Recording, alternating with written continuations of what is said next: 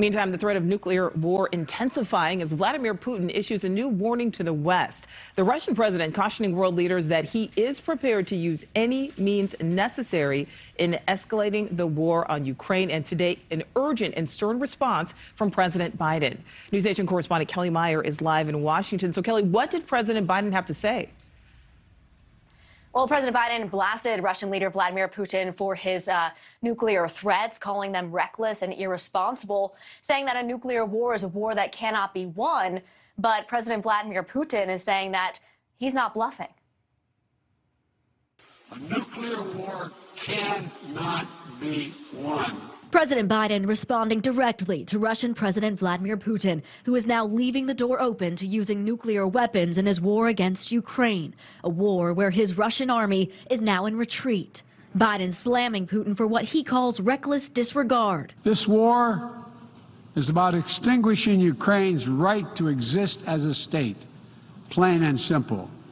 As Ukrainian forces take back territory lost to Russia at the war's outset and international support for his invasion weakening, Putin is now upping the stakes. In a 7-minute national address, ordering as many as 300,000 reservists mobilized for the fight and dialing up his nuclear rhetoric as he blames the U.S. and allies for propping up the Ukrainian army. If the territorial integrity of our country is threatened, we will, without question, use all the means at our disposal to protect Russia and our people.